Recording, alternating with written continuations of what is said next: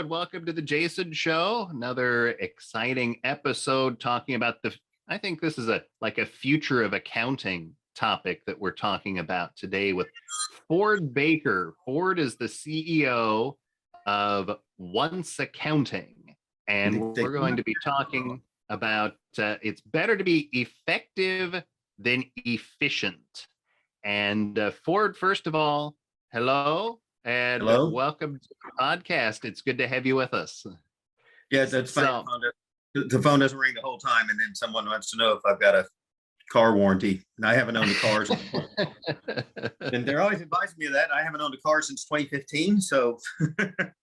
Well, maybe they'll catch on eventually. I'm sure those are legitimate calls. So, so Ford, I always start with a really broad question, which is just tell us about yourself. Give us your little elevator pitch, or it could be a little longer than an elevator pitch about who is Ford Baker. Yep. I am a CPA in Dallas, Texas, which makes me very unusual because I've already mentioned that I don't have a car. I ride a bike. I have since 2015. I was sort of felt trapped in this business. I was really working for it for a long time. My weight blew up. I weighed close to 400 pounds. In 2012, I had a light bulb moment and started walking and eventually rode a bike. And in 2014, I rode my bicycle from Canada to Mexico down the Pacific Coast Highway with the idea that I'd started a thing called Today I Can. It was a blog to encourage CPAs. We gave away bicycles, things like that, just because I found out in this journey that we have the highest mortality rate amongst any professional. And I really felt like I wanted to give something back.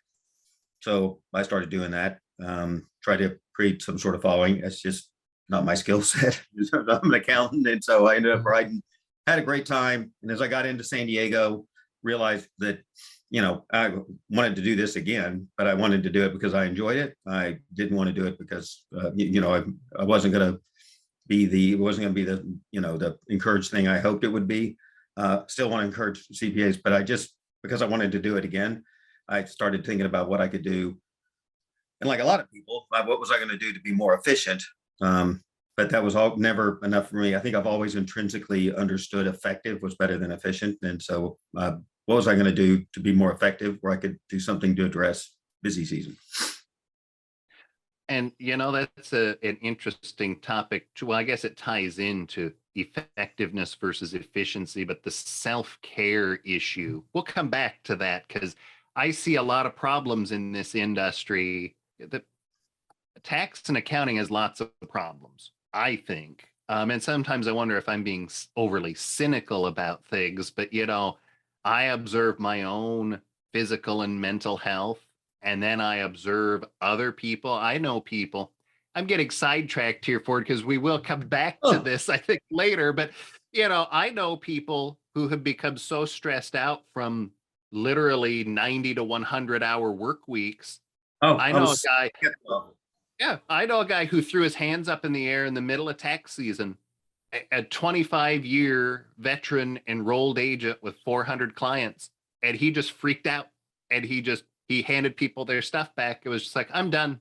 And he walked out, and he now works for the railroad as a maintenance man after spending literally his whole adult life into his 50s preparing tax returns. He couldn't do it anymore because of just the grind of this profession. And so you have the fact that we sit all day and we're sitting at our desk and probably not eating well, so we gain weight, and then the hours just grind on you, and the fact that everything's so hard, taxes are harder than ever now. It's like the mental strain that we're all under.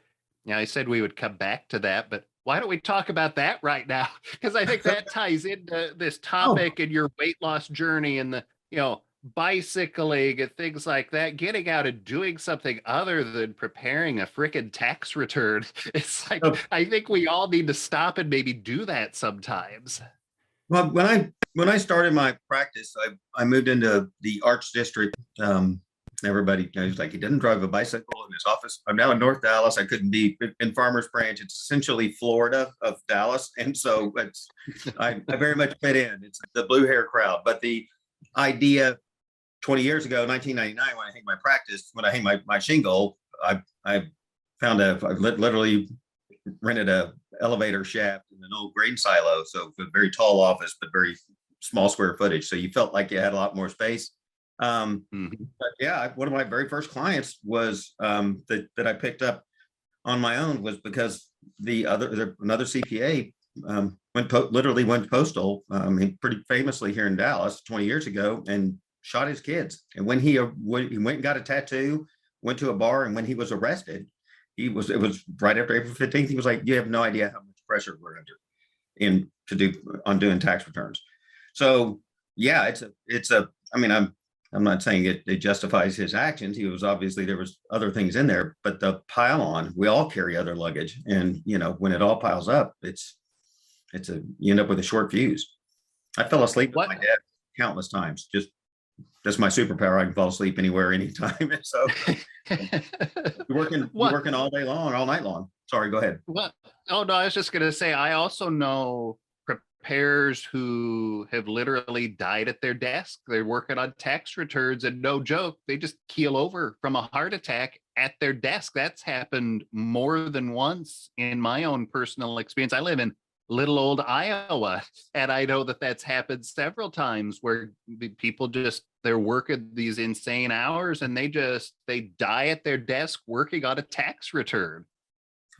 It is I'm surprised it doesn't happen more if it doesn't, because you really don't know. I don't think the public knows at all how much they get frustrated with this, but I don't think that they understand how much pressure we put on to deliver a good product. I know things like some of the larger non-traditional CPA or professional accountant shops like H&R Block and the bigger groups have a tolerance of, like 70% error.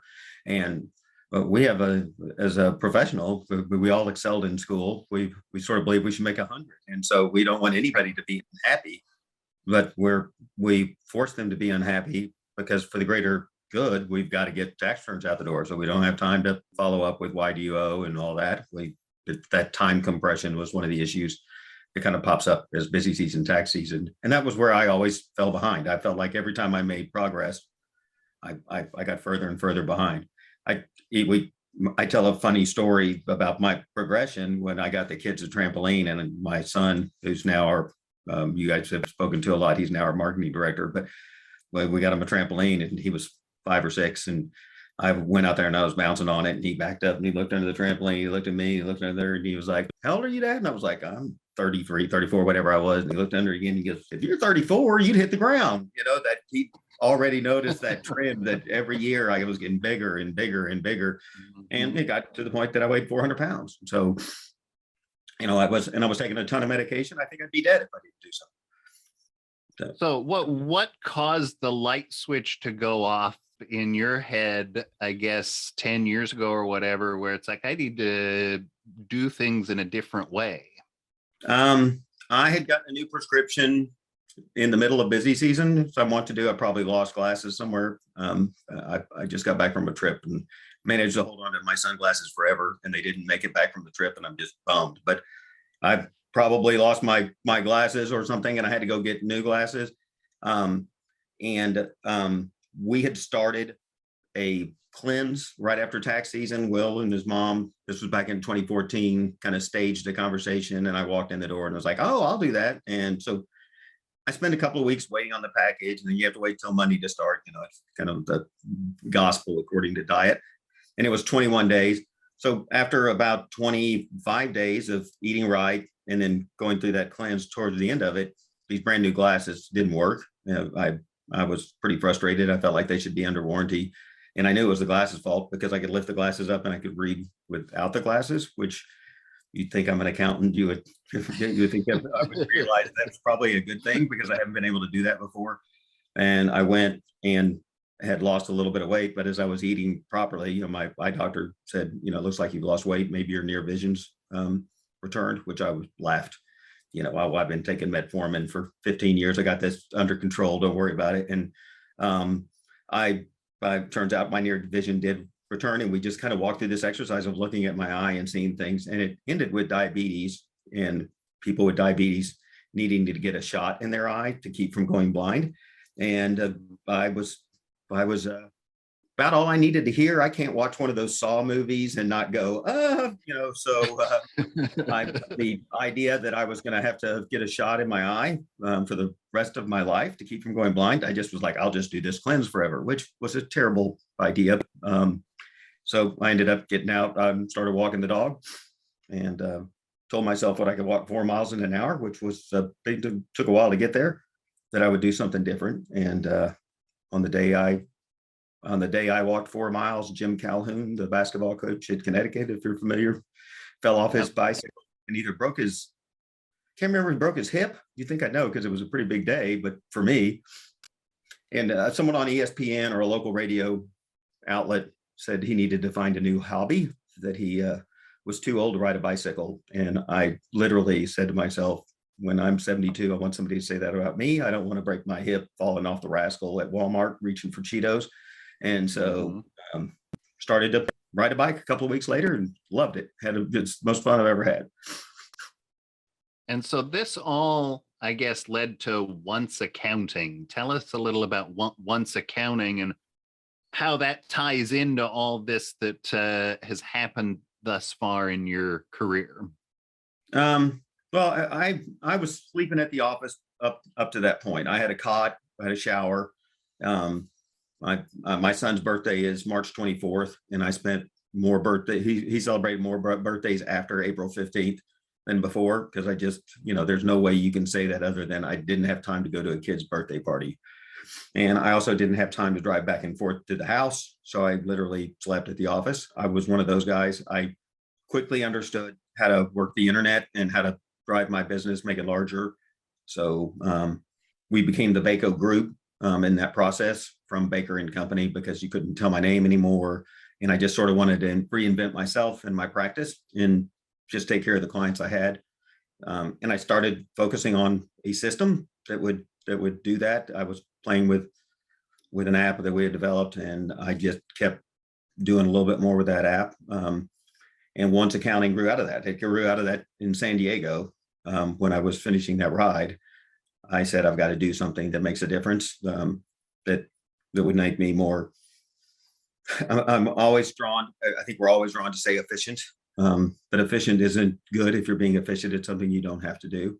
So I'm also chronically, pathologically lazy, and this is a very difficult business to be lazy in. So I really do like setting something up so I don't have to redo it again, and that drives me nuts. And so I started. I think if you're lazy, you'd rather be effective than efficient. And I'm kidding about lazy, but there's a part, organization is just plan time off, right? It's just, if I keep everything in its right place and things like that, I've got time and I can relax without worrying about clutter. And if you saw the side of my desk, you'd laugh at that. But in a digital world, it's a lot different. I sort of understand data, I guess, intrinsically. And so I started to develop this app that was helping me be more effective. And so I want to talk about that concept of laziness, because I think as accountants, we have a different definition of laziness. Because for us, I think working a 40-hour work week, we consider to be lazy. If it's tax season and we only work 40 hours a week instead of 100 hours, oh, you're lazy. And it's like, well, am I really lazy, or am I just working a normal person work schedule here? September 15th just passed as we record this, and I have season tickets to Iowa football, University of Iowa football, for better or for worse. Sometimes they frustrate me, but I go to their games, their home games, and they had one right before the 15th. And another accountant said, well, what kind of accountant are you going to a football game? I'm like, it's a Saturday.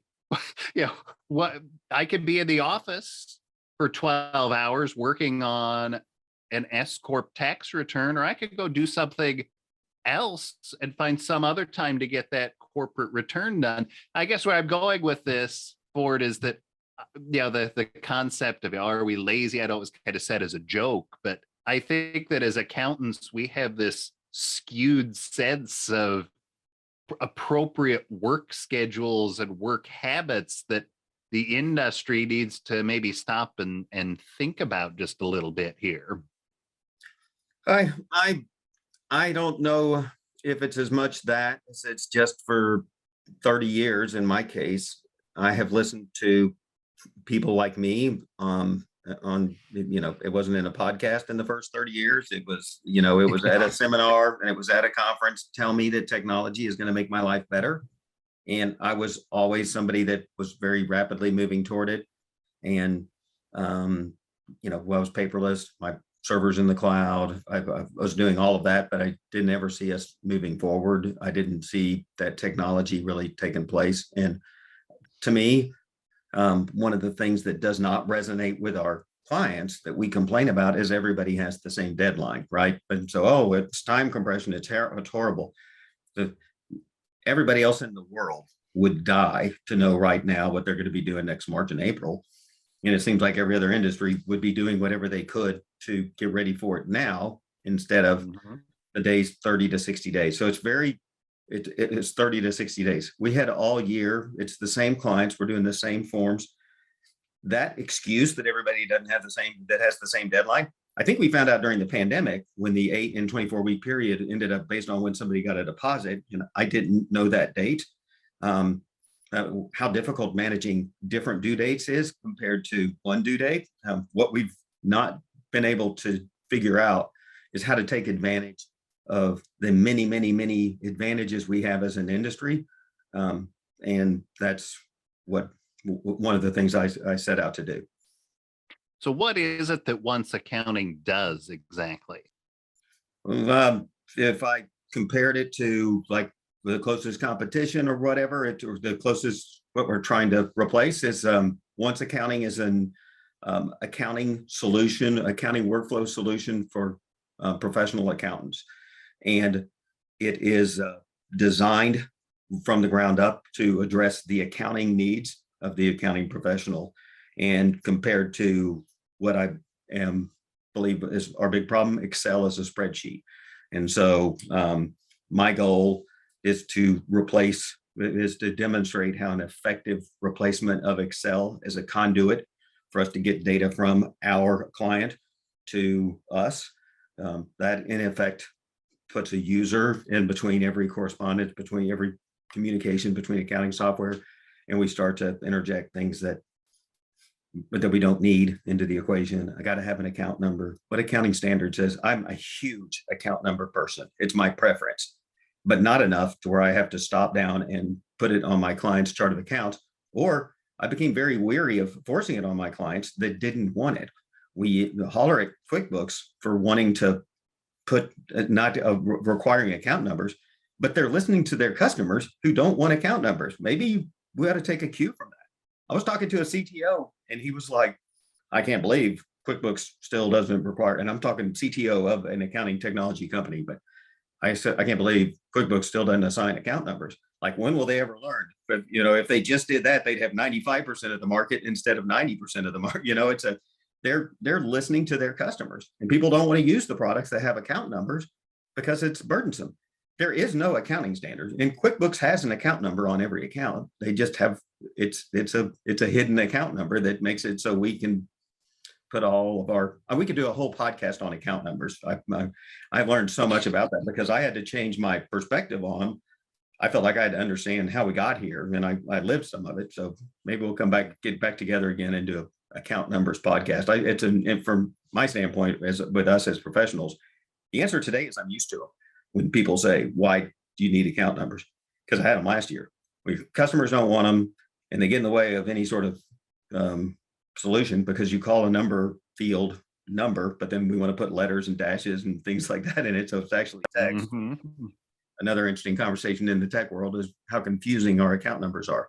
So anyway, that's, like I said, we could do a whole podcast on it. Well, absolutely.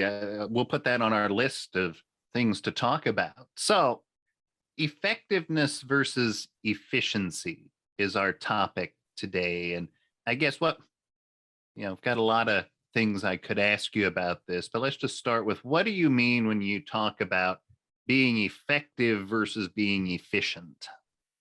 You know, if you get into and study workflow and workflow management, and things like that, guys that talk about it will all say it is no good to be efficient. It's something you don't have to do. There's no bigger waste of time than being efficient at a redundant task that should be automated.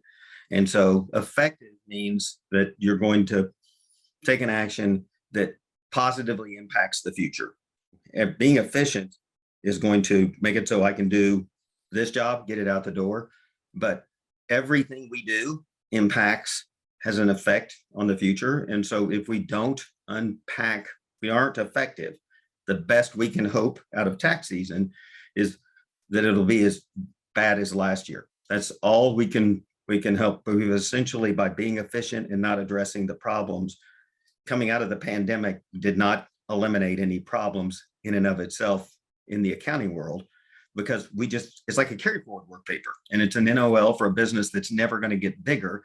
We just keep packing onto the NOL. It's never going to get better. We keep packing onto the NOL, packing onto the NOL year after year, and it's a bigger and bigger burden to carry. I'm carrying it, carrying debt or whatever, but we're carrying literally technical debt forward, and it's wearing on us. We talked about the unhealthiness of the organization and of the entities. And I have had the great pleasure of being involved in the AICPA here in Barry Milligan Talk at conferences. I always kind of dreaded that. Candidly, I thought it was going to be, FASBs and all that stuff. I don't.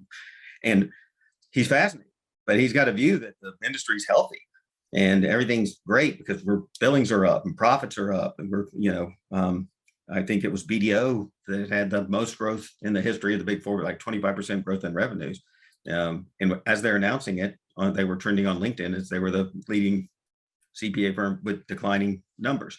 And so of people, we're out there telling everybody, hey, we're great. We're great. It might as well be a before picture of me, saying, hey, meet me at the Golden Corral. We're doing great. Look how healthy we are. We're going to get together with the other partners and consume more food. And we're going to get another firm and consume more, even though it's painfully apparent that we're not processing the work that we've got by what we look like.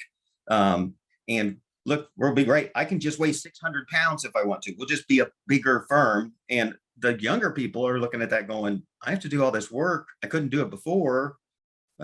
Everybody at the other firm that's coming in here is also tired. Why is finding more work and another complexity going to make this better? And they're bailing faster and faster. We're not fooling the people doing the work. And so we've got this massive capacity issue because we're literally like having our partners meetings at the buffet at Golden Corral. And they just see us consuming, getting bigger and bigger and bigger. And it's not sustainable. It's not healthy. It's just as bad for us to take on more work than we can do as it is for a human being to eat more food than he can process. Well, I've always said, now I come at this from a small practitioner standpoint because I've always been a solo operator preparing a few hundred tax returns every year. But we operate, even the bigger firms do. The bigger firms, I think, are changing and smart firms are changing. But it's a lot of us who operate on, I call it the diner model when it comes to taxes. It's like you're opened up for the dinner rush and people come in for their burger and fries. You slap together the burger and fries and on to the next customer. And that's how so many of us have our tax operation set up. It's not exactly a chop shop, I guess. That's an insulting term, but it's more like production line, I guess. And taxes are harder now. You can't do assembly line because every time I look at a tax return, it's got some oddity that I have to stop and think about. And that breaks up the whole assembly line process, and everything takes longer. And then you get the feeling of relief when April 15th comes, but you've got a record number of extensions. All you've done is kick the can to October. And now it's late September. You got to start thinking about those again. And we just get caught in this cycle. And then it's like, oh, it's finally over. And then it starts up again in February. And it never ends. And you keep saying, and when I say you, I mean the average practitioner and even the bigger firms, we say, well, next year will be better, or next year will be different, or next year can't be as bad as this year. And yet it is. Everybody that I talk to says, you know, this was the worst tax season ever. Well, we've been saying that. I've heard that since 2016 or 17. This was the worst tax season ever. And so I guess for it at some point, it's like we have to stop and think It's about, you know, it ain't going to get better unless we actually do something it's to a carry force a forward. change. It's a carry forward work paper. It doesn't. We can go to the cloud, and I think, like getting to the cloud and getting off a local server was it was important just because it made you more flexible. It made it, and not necessarily from where you could work from, but how you could take on new technology. I didn't have to go buy a whole new server. I didn't have to go. It's just sort of maintained in the background, and it's really great because you can email the tech company and say that sort of give me the backup from Saturday for this one particular file, and put it in my hold folder.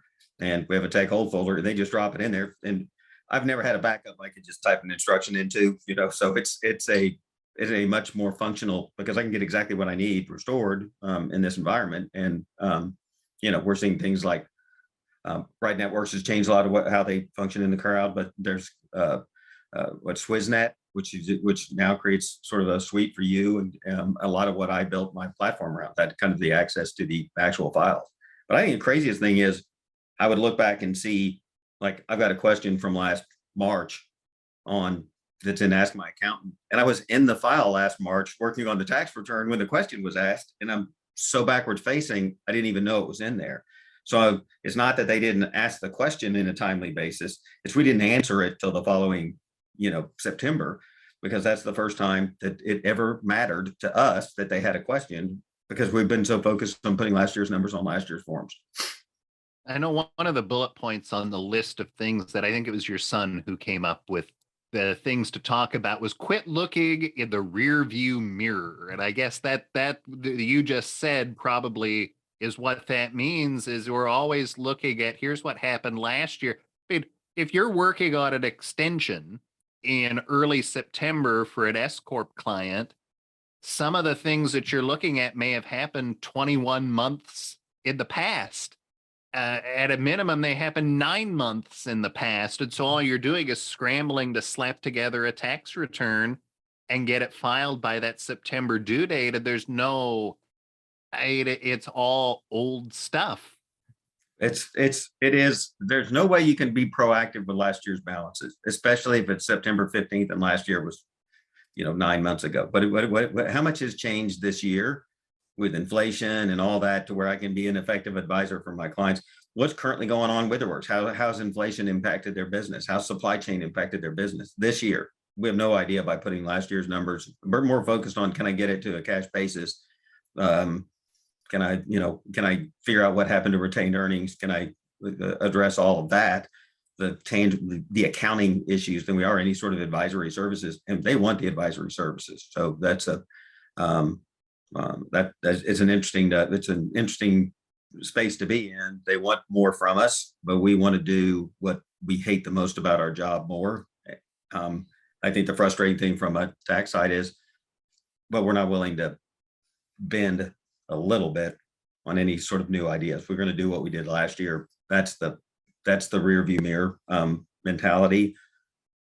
What I didn't know as a guy that doesn't like that, I've never been that way. I've always sort of looked at the horizon. The horizon to me, what else we could do is fascinating.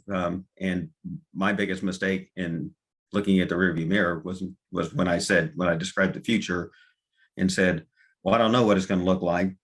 We're trying something different. And if it doesn't work out, we can always do what we did last year. We can always revert back, but let's make it a goal to get better. But the fact that I said, I don't know, but just everybody went white. It was risk. Why would you do something? At least what we did last year, got the tax returns done.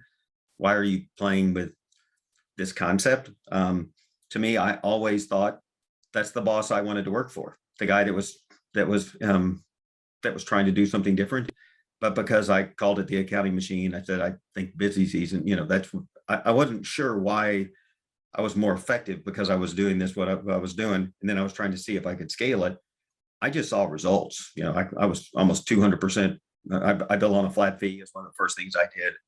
And bigger jobs that I was using, I do some massive tax returns for a small guy. And so those big returns that I was really implementing this proactive approach, and my realization was going through the roof. I'd done a lot of automation inside of Excel for my book to tax adjustments and things like that. And I could see it happening, and I started to play with scaling it and going to hire a developer, give me a proof of concept.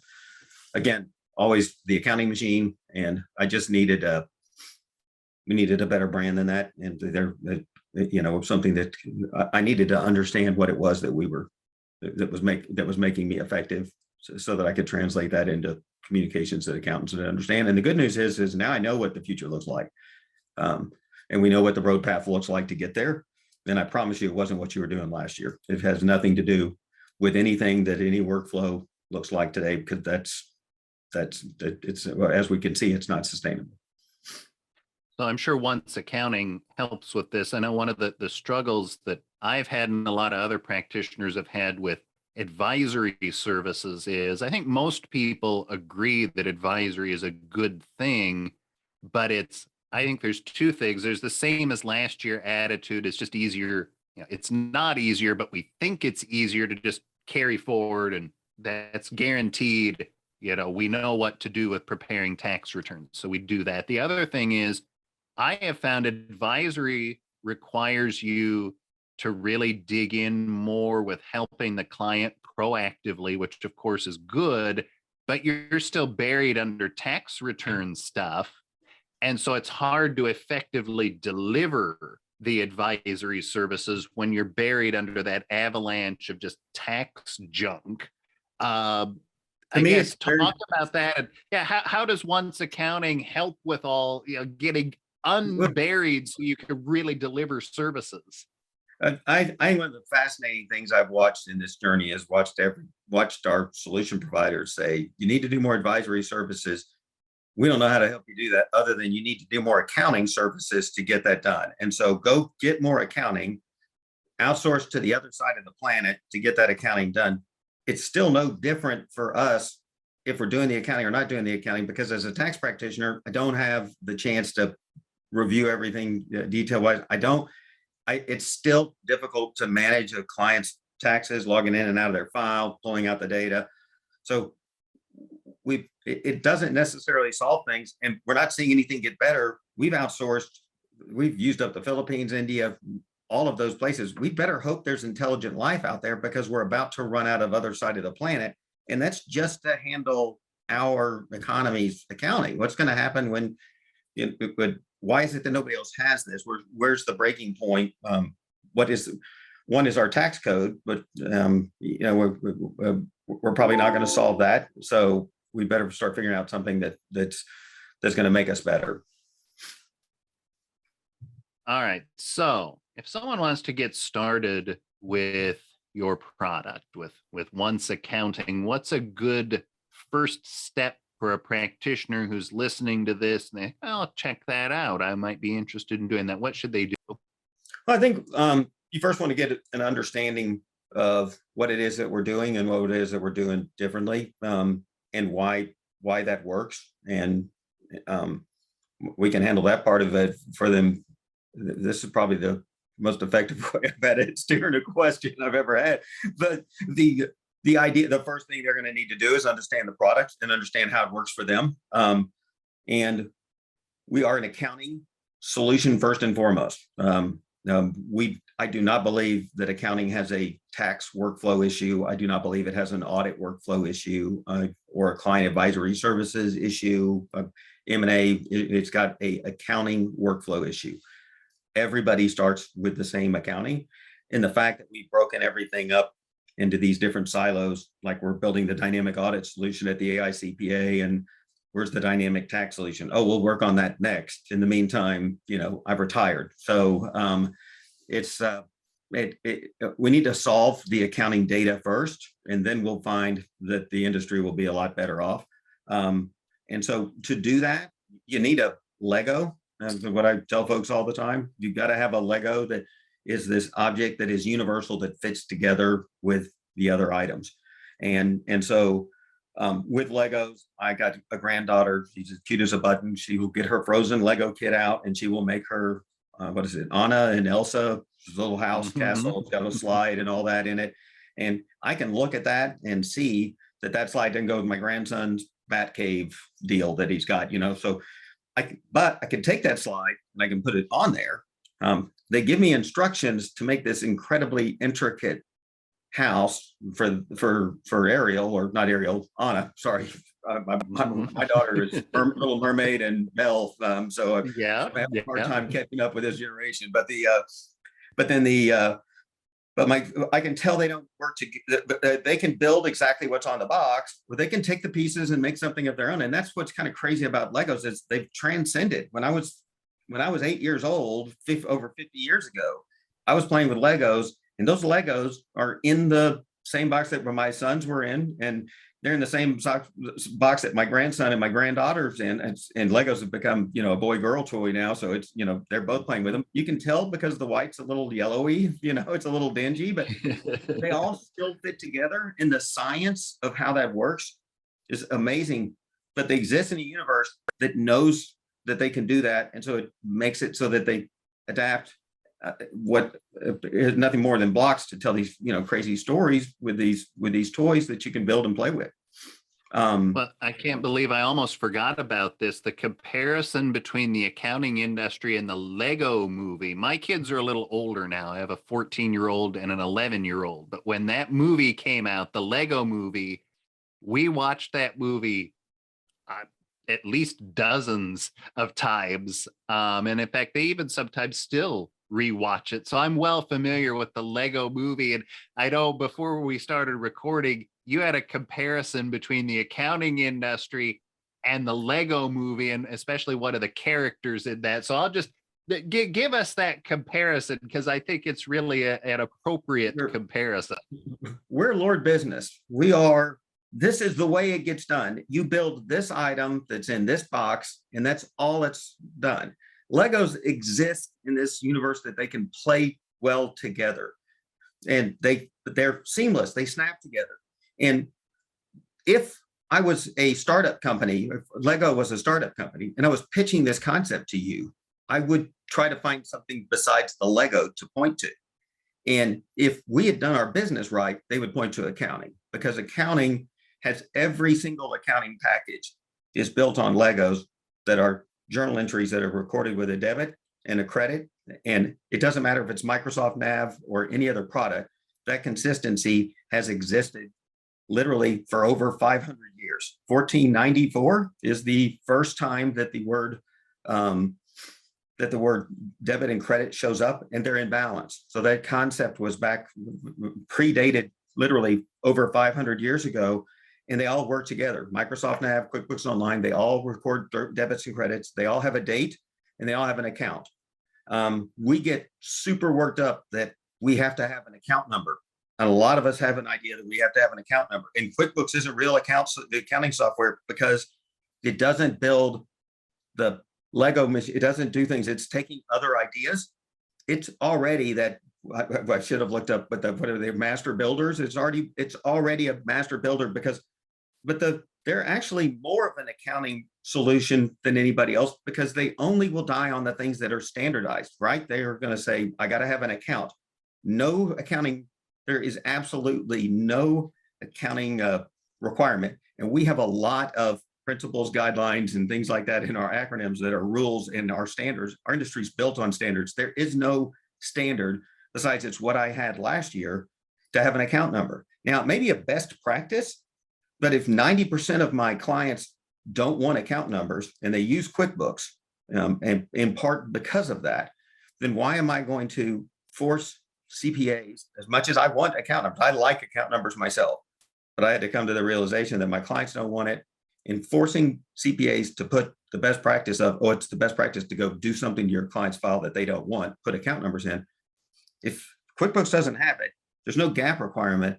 why does our solution providers require us to go and insert an account number before we talk to them? I think it's really funny that Lacert, if I'm going to upload a trial balance, requires I have an account number, but they have a sister product that doesn't require an account number. That's always been sort of a, but they're kind of stuck with Lacert, which is not really part of their core product line.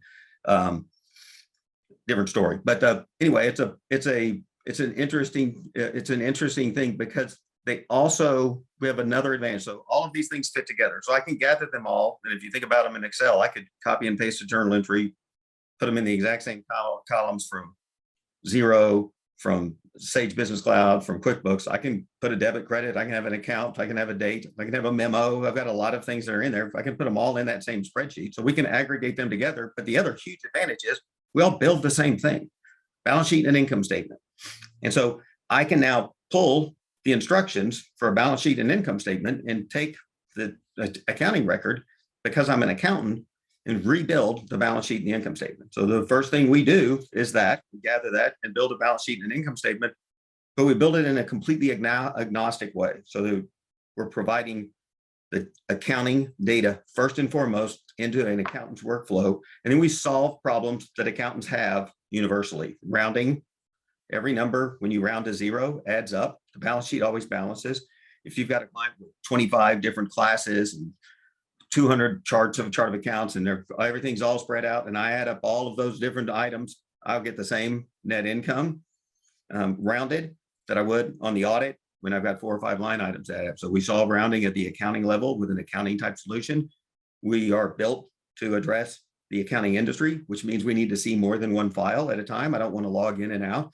So we've adapted what we're probably the only thing that actually says we exist in a larger universe. Every accounting software package is built as sort of a self-contained solution, so they don't play well with others.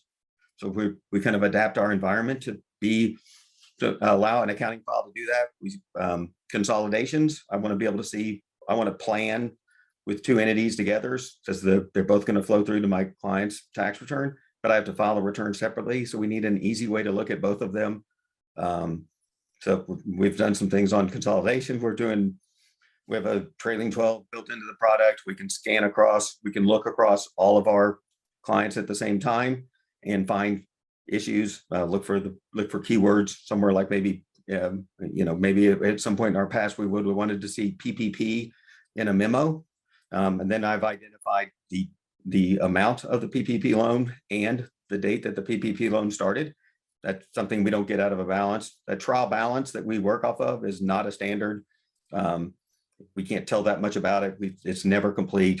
We need the accounting to be accountants, and that's what we're doing. But we've solved a lot of just core functionality. We'll tell you that retained earnings will we'll tell you that you close the books on your end, then the balances from last year change, we'll tell you the balances change. They put something in Ask My Accountant, we'll flag it. They make a journal entry and record it to retained earnings, we'll flag it.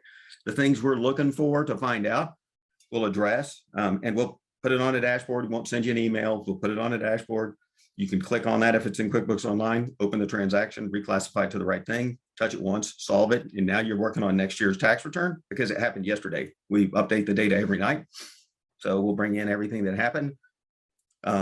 And we believe with that kind of common, consistent approach, because we can do all of that with QuickBooks Online, QuickBooks Desktop, Xero, Sage Business Cloud. I've got a Microsoft Nav client in there. We can upload data into Excel. We can do all of that. I can consolidate by just dragging entities on top of each other across multiple platforms. So I can plan. We were built with us in mind.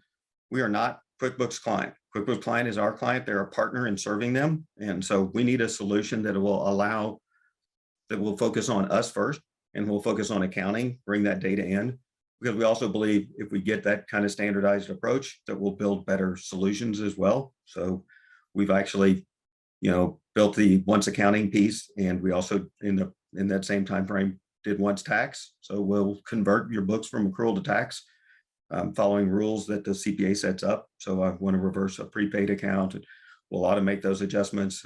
We'll automatically map everything to the right line on a tax return. So we have already got 100% of it mapped to go directly into Lacert, no data entry. And I probably got the best upload for UltraTax in that you don't have to map anything. We'll just export and do it. but we'll give you a universal standard. So if your client takes a straight, if your software takes a straight GL import, then we're going to be able to, we'll give, even though we don't require them to have account numbers, I've got vendors that do it. We'll give them a very trial balance look. That's the exact same thing for every one of your clients. So when you upload it once, you've now taught the tax software, here's how my data is coming, and you don't have to remap it over and over again. It'll just remember this account number and this account name, goes to the right bucket.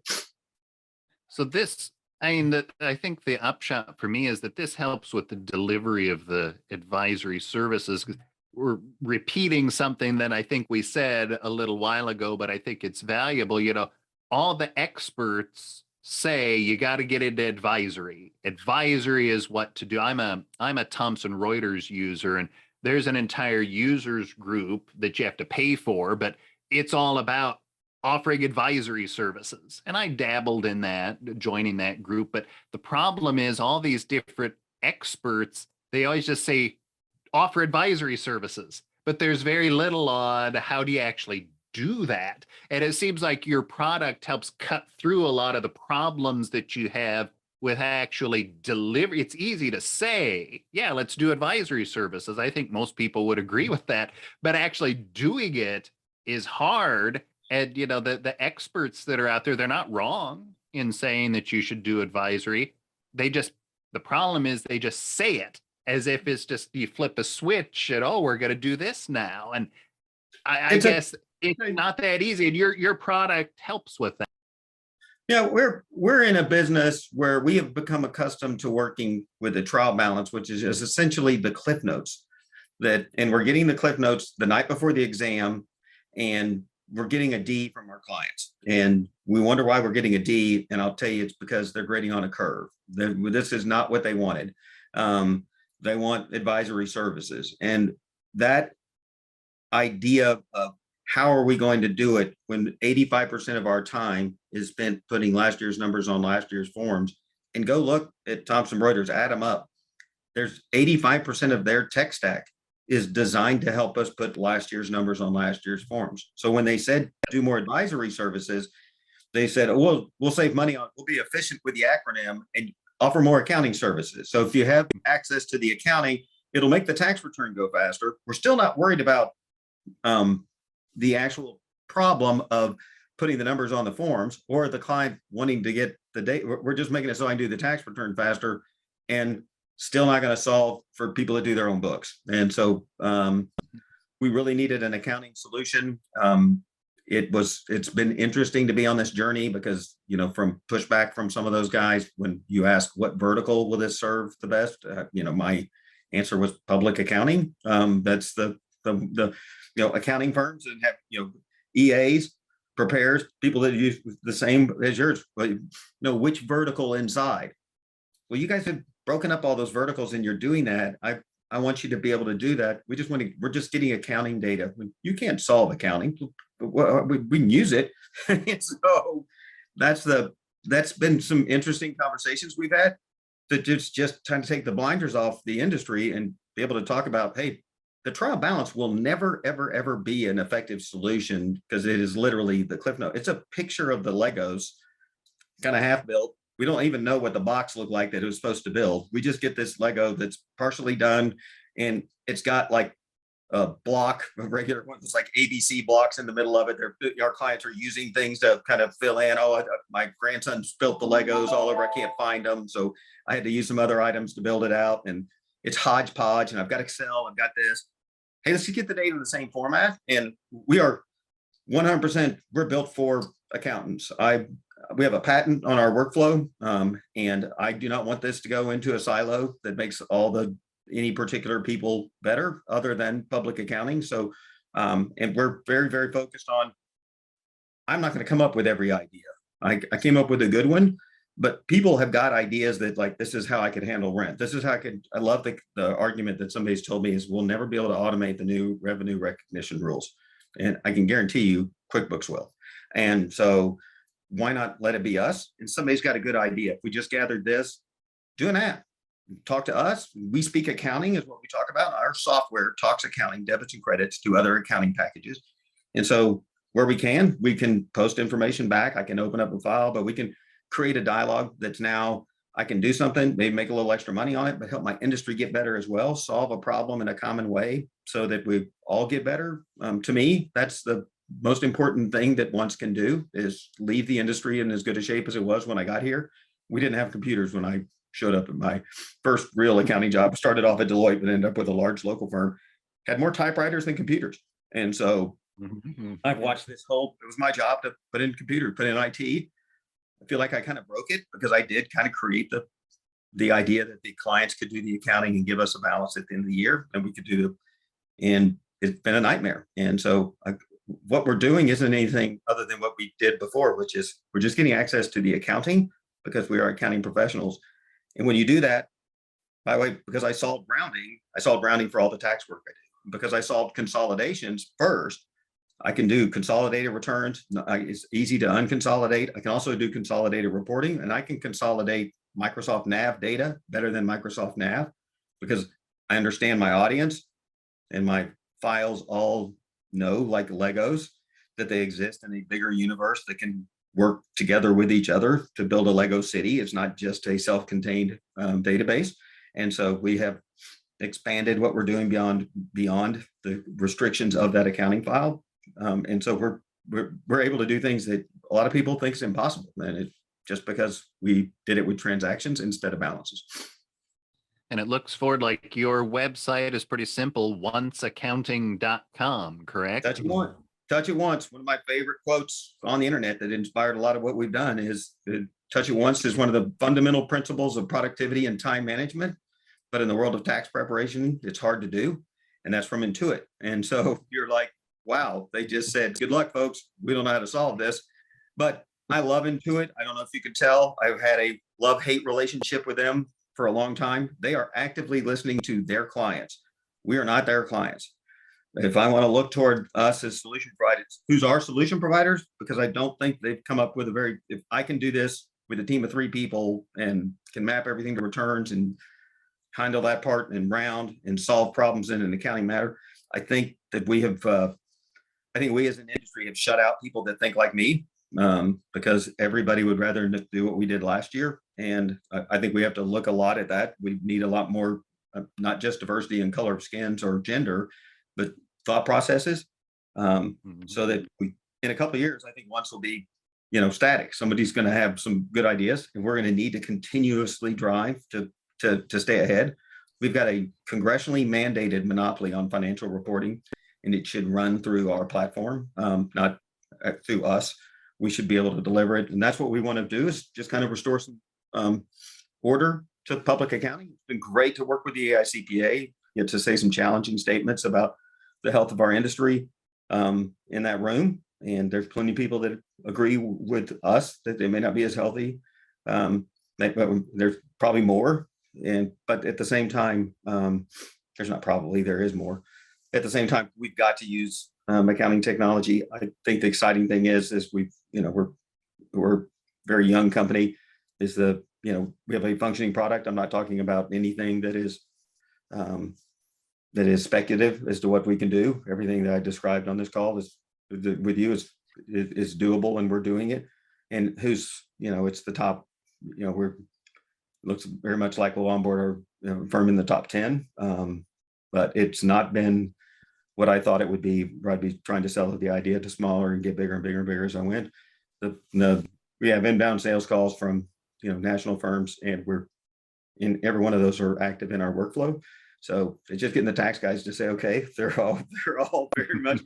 We've focused a lot on our CAS product because CAS is a lot easier to get into, and it is we solved an accounting problem first and foremost. And I described to you the problems, the alerts, and the ability to search across and know that balances changed from last year and everything foots and consolidations.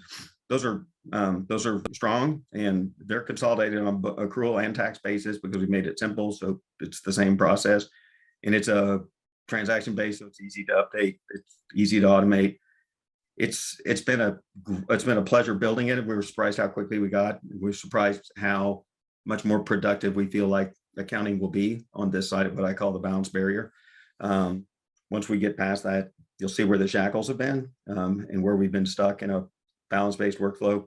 we think we'll make audit better. We think cash will be better. Think tax will be better, just because we have better, consistent data to develop and be innovative with. We've always had. Well, I was going to say, Ford, I think we could talk for probably another 2 hours about the future of accounting and just where this industry is going. And one of my concerns, I was going to wrap it up, but let's talk just a couple more minutes here, because I wanted to just bring something up about, in this industry, there's going to be some forced changes as this decade goes on, because more and more CPAs, I mean, it's a graying industry, and there's not that many younger people. It's also a balding industry. I shoot for gray hair somewhere besides my beard. So yes. Right. Yeah, I should have had a whole full head of hair. This is all self-inflicted deadline. I keep telling my barber, yeah, I want it down the middle, but not that wide. So, anyway, sorry, that's all the bald jokes I know. Go ahead. Oh, that's good. I was just gonna say, the balding and graying of our industry. I mean, I'm in my mid 40s and I go to meetings. Now I'm in Iowa, and maybe Iowa is just different because we're more rural, but I've been in this industry 15 years. 15 years ago, I was the youngest person in the room. Now, I may not be the youngest, but there's maybe only one other person younger than me in the room. And everybody else is older than me by at least 5 years.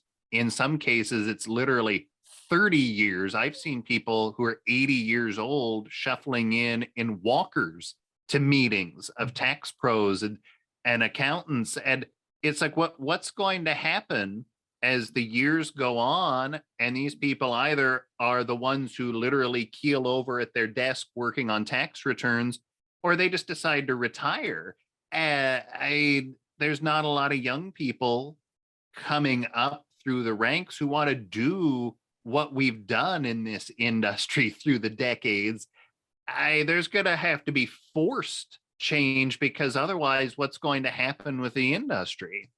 I think one of the real indicators is in 2000, if you wanted to buy an accounting practice, you went out and got financing, he got money at closing and capital gain treatment on his tax return. If you want to sell your accounting firm today, you're going to go to work for somebody for 2 years. You're going to get ordinary income as a payout while you're working. You're going to earn part of your payout, and you might get a residual on the back end that again will be ordinary income. We've managed to devalue our businesses so much that all they really want from us is our people and a transition period. And buyers can say, and I also want ordinary gain. I want ordinary income deductions for purchasing this. I want to save taxes while I buy you. And you have to listen, because nobody wants your book of business and have to pay for it after tax, like it was 20 years ago, and like it is for everything. We have driven the value. My neighborhood used to get 125% of revenues. If I'm not going to work there 2 years, I'll be lucky to get 75% of revenues. And so, so why not just work another year? That's the mindset. And that's why there's a lot of 80-year-old guys here, because they don't have a buyer unless they're going to go to work for somebody. I don't work for somebody for a reason. I like working for myself, and at this point in my career, the last thing I want to do is work for somebody else that doesn't do it the same way I do. It's another reason why I'm on my own. Exactly. Right. Well, Ford, I guess we probably better wrap this up. We've been going almost an hour now. So is there anything that you feel like we've left out that you want to make sure that we highlight before we stop, or do you think we've pretty much covered? I know we have so much we could talk about, and I'm sure we'll have you back again, but for what we wanted to talk about today with effectiveness versus efficiency, anything else to say on this subject? Just watch yourself. Listen to yourself as you're doing something. I'm looking to find something to help me be more efficient. And just think about the amount of time that you're going to spend being efficient after you do that. If you're effective, you won't do it again. And that's the touch it once solution is an effective solution, because once I connect a client's file, I never connect a client file again. Once we map everything, you never map everything again. Once you fix rounding, you never have to play whack-a-mole with a dollar again. I've described things that everybody thinks, oh, that's a little issue. But when you solve it once and solve it forever, these little issues are all part of that carry forward problem that we haven't solved by just carrying the trial balance based workflow. We're carrying it forward every year and we're just dragging all its problems with it. Fix the problem and all the symptoms will go away of that problem. And the symptoms are needing to be efficient in a job that in things you don't have to do. That's the biggest problem in our workflows. Is there's so much things that we just shouldn't have to do. But get on What's Accounting, take a look at a video. We do a little mapping video and reach out. We'd love to connect with your firm, and we've got APIs open so we can start developing as soon as somebody wants to get on and play with it. All right. Well, very good. Ford Baker, Once Accounting, thanks so much for joining us. Fascinating conversation. And I think we'll have you back again, but thanks so much for this time around. Thanks so much, Jason. Appreciate the time. All right. Excellent, Ford. Thanks a lot. I'm sure we'll be in touch.